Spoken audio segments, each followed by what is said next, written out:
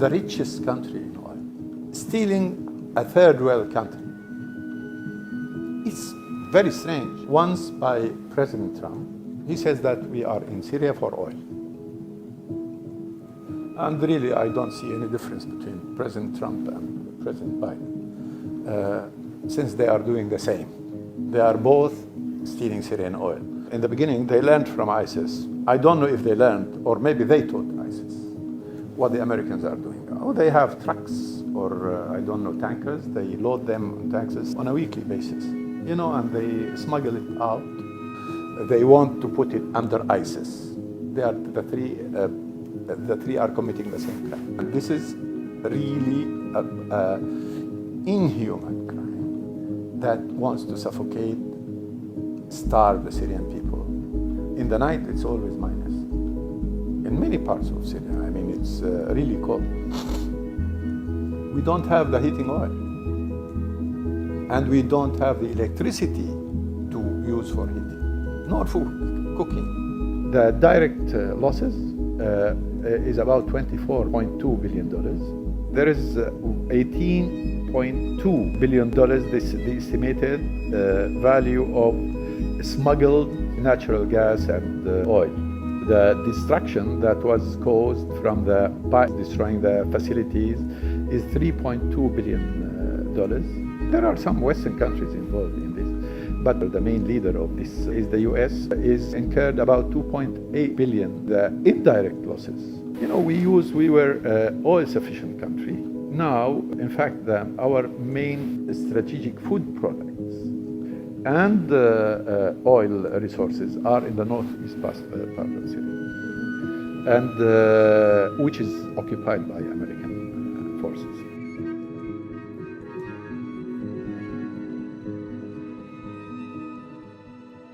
It's self-contradictory because they are hosting the terrorists and training them. The US uses terrorism as a tool in its foreign policy. And the Americans have their own agenda to reshape the region, to fit their own interests. Does it feel that it has the ethics in its policies to support what they claim, the rule-based order? You know, I hear a lot of lectures by them. I'm in the region for quite a long time. This is the rule-based order in our region.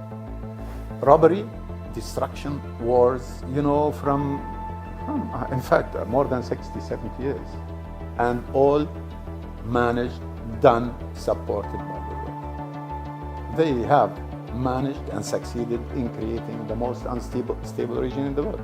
It's totally immoral, but they are masters of ambiguity, you know? And with ambiguity and playing with phraseology and semantics, you know, the devil becomes an angel.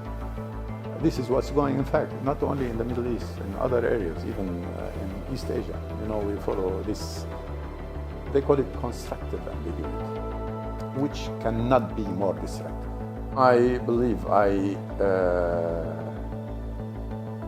represent the Syrian people. Please ask them, if you are facing the thief that is robbing your country of its treasures. For the US, it's a game, international game for hegemony.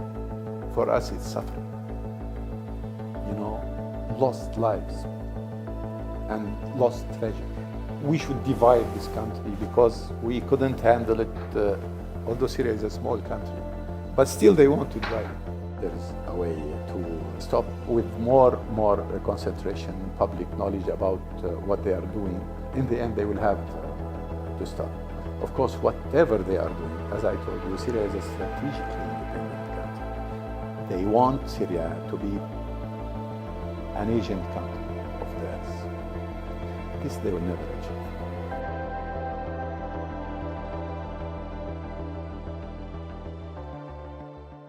There is in no way you can compare.